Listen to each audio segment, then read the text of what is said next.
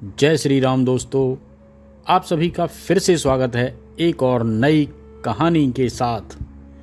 बेटी किसके घर में पैदा होती हैं? भगवान के अनुसार कौन सा वो घर होता है जिनके घरों में बेटियां पैदा होती हैं? इस कहानी का वर्णन गरुड़ पुराण में आता है। दोस्तों, आज भी हम ऐसे समाज में जी रहे हैं जहां आज भी पुरुष प्रधान है। आज भी जब लड़की का जन्म होता है तो अधिकतर घरों में मायूसी छा जाती है। ऐसा क्यों? और दोस्तों, यह और कुछ नहीं बल्कि हम मनुष्यों की अज्ञानता है, अनपढ़ता है। लड़की को बोझ समझते हैं, परंतु आपको जानकर हैरानी होगी कि लड़की का जन्म हर किसी के घर में नहीं होता।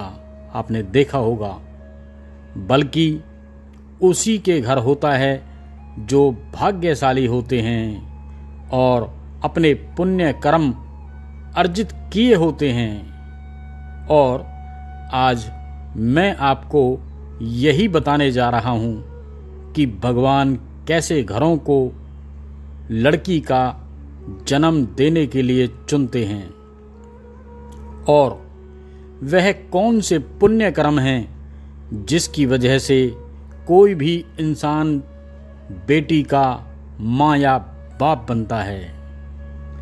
बेटी किसके घर में पैदा होती है, ये है गरुड़ पुराण के अनुसार। दोस्तों, भगवान श्री कृष्ण से अर्जुन पूछते हैं कि हे माधव, किन कर्मों के कारण किसी के घर पुत्री धन की प्राप्ति होती है, अर्थात कैसे घरों में बेटियों का जन्म होता है।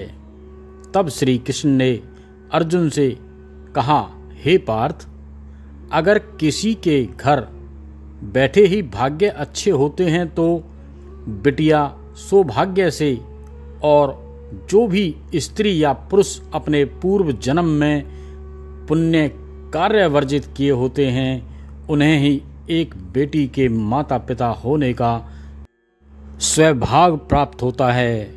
बेटियों को जन्म के लिए उन्हीं घरों को चुना जाता है जो बेटियों का भार सहन कर सके, क्योंकि तीनों लोकों में स्त्री अर्थात बेटियां ही ऐसी होती हैं जिसका भार हर कोई सहन नहीं कर सकता। वह बेटियां ही होती हैं जो इस सृष्टि को निरंतर चलाती हैं। माँ होने के लिए अपना सर्वस्व न्योछावर कर देती हैं। हे अर्जुन, जिस दिन इस सृष्टि में बेटियों का जन्म लेना रुक जाएगा, उस दिन धीरे धीरे इस सृष्टि का अंत हो जाएगा। मित्रों को, भगवान श्री कृष्ण के इन बातों पर गौर किया जाए तो उनका कहना बिल्कुल सही है, क्योंकि बेटियां ही अगर नहीं होंगी तो किसी का वंश भी आगे नहीं बढ़ सकता। तो दोस्तों, आपने भी कई लोगों को कहते सुना होगा कि जिस घर में बेटी का जन्म होता है वह स्वर्ग के समान होता है, क्योंकि बेटा तो केवल एक कुल को रोशन करता है, लेकिन बेटियां तो दो कुलों को रोशन करती हैं। माता पिता के घर वह बेटी के रूप में अपने उत्तरदायित्व का निर्वहन करती है, तो ससुराल आकर एक बहू के रूप में सारे कर्तव्यों का पालन करती है। आपने शायद नहीं सुना होगा, लड़कियां भी पिंडदान कर सकती हैं। दोस्तों, आजकल आपने सुना होगा या ना सुना हो, बेटियां वो परिवार में किसी के मर जाने पर उसका पिंडदान नहीं कर सकती हैं, लेकिन यह बिल्कुल भी सही नहीं है, क्योंकि रामायण में बताया गया है, और मैंने भी पहले आपको एक जो कहानी सुनाई थी पिंडदान वाली, उसमें भी सुनाया गया है कि प्रभु श्री राम के पिता राजा दशरथ की मृत्यु हो गई और माता सीता अर्थात राजा दशरथ की बहू ने भी उनका पिंडदान किया था, जिससे उन्हें जन्म मरण के चक्र से मुक्ति मिल गई थी। इतना ही नहीं, हिंदू धर्म शास्त्रों में बताया गया है कि बेटियां भी अपने पिता के नाम का पिंडदान कर सकती हैं।